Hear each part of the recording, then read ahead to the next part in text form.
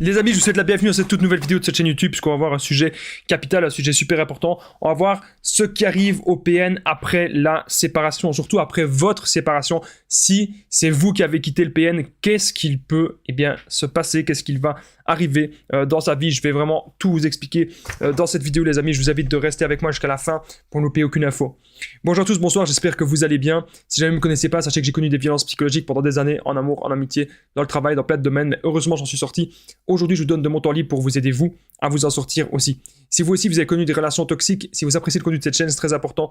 N'oubliez pas le petit pouce, de vous abonner, d'activer la cloche du dessus pour ne rien louper des vidéos à venir, parce qu'il y a des vidéos tous les jours sur cette chaîne YouTube, je tenais vraiment à le rappeler.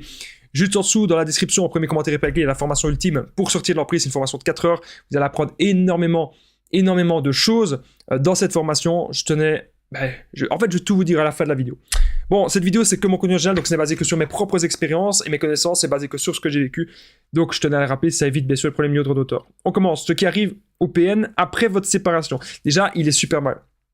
Il est extrêmement mal parce que il a été pas prévu cela. Mais d'un côté, il le sentait arriver. Je sais pas pourquoi, mais je vais vous dire un truc, c'est... Ils le sentent arriver, mais en fait, je sais pourquoi. Je sais pas pourquoi je dis ça, mais c'est parce que c'est déjà arrivé dans leur passé.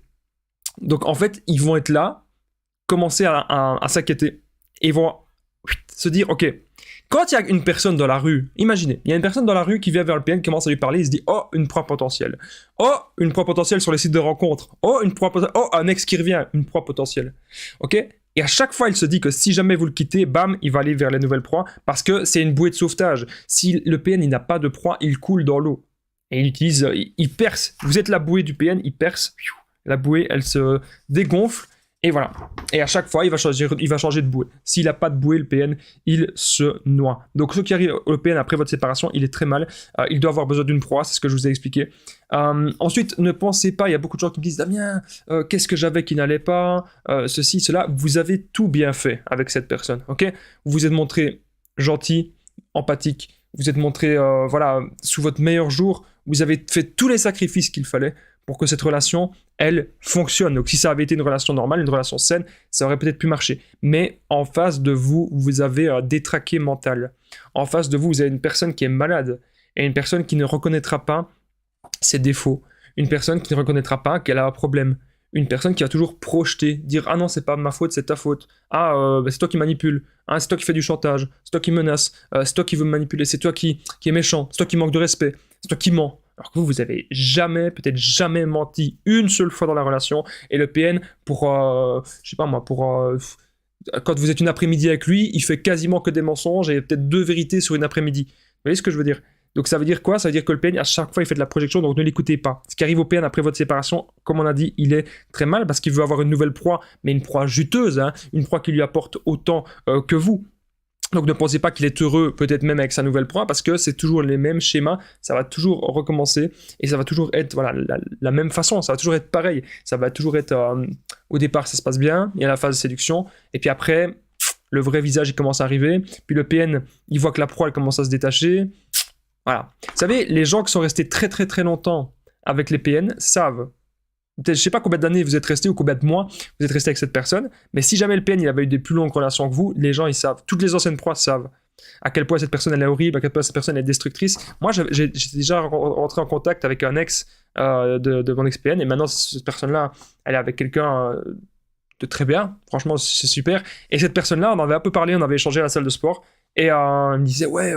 C'est une tarée, elle avait pris mon téléphone, elle l'avait cassé, elle était hyper contrôlante, vraiment des trucs comme ça, ou des trucs bizarres du genre tout le temps chantage, culpabilité, enfin, bref. Le PN ne sait pas aimer, le PN veut juste contrôler, ok ? Ça vous devez le comprendre, ce ne sera jamais de l'amour. Si le PN est avec vous, c'est par profit, c'est par intérêt. D'ailleurs, dites-moi dans les commentaires juste en dessous qu'est-ce que vous lui apportiez. Parce que nous, souvent, on donne dans la relation, mais qu'est-ce que vous apportiez à cette personne ? Moi, je peux clairement dire que cette personne, je lui apportais du bon temps, j'apportais de l'argent, j'apportais à toi. Je lui apportais toute ma gentillesse, l'écoute, parce que nous on est à l'écoute, on est empathique, on a envie vraiment d'aider ces gens, on a un petit peu le syndrome du sauveur, donc on a envie tout le temps, oui, il faut absolument que je sauve cette personne de quelque chose, cette personne va mal, moi je vais bien, je vais l'aider, on sacrifie, et puis petit à petit le PN qui au départ il était plus ou moins là, vous étiez là, ça va s'inverser, et puis à la fin, bam, le PN, il vous écrase.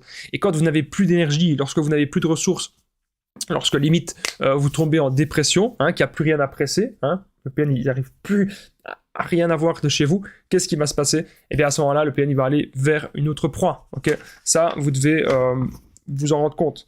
Donc comme je dis, c'est que de l'intérêt, ok, l'intérêt pour le PN, du profit. Si le PN est seul, c'est possible qu'il revienne vers vous. Donc ce qui peut arriver après que vous l'avez décidé de le quitter, si le PN il se rend compte qu'il n'arrive pas à trouver d'autres proies ou que les autres proies le démassent très vite, etc., il pourra revenir vers vous. Alors, les amis, si jamais le PN revient, il va faire le masque de la séduction et puis ça va être le bordel. La séduction que vous avez connue avec lui pendant plusieurs mois, le love bombing, il peut vous refaire un love bombing de plusieurs jours ou de quelques semaines, mais très très vite, le vrai visage du PN va revenir. Très très vite, le vide intérieur va revenir.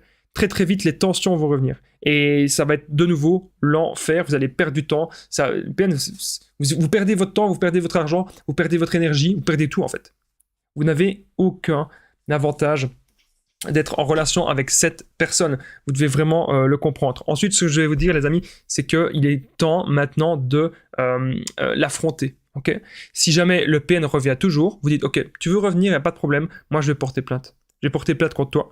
Moi, je vais prévenir ta famille que tu es comme ça avec moi, je vais prévenir ta famille que tu es harcelant, je vais prévenir tout le monde de ton vrai visage, si tu continues comme ça. Et là, vous allez montrer au PN qu'en fait, il a plus à perdre qu'à gagner. Il n'a plus rien à gagner, en fait, à être en relation avec vous. Donc ça, c'est hyper important de lui faire comprendre. Et si jamais le PN, il vous fait vraiment des trucs de fou, allez à la police. Voilà. Il ne doit pas être au-dessus des lois. Le PN, dans sa tête, il se pense au-dessus des lois, mais il ne sera, eh bien, jamais au-dessus des lois. C'est très important, les amis, que vous le compreniez.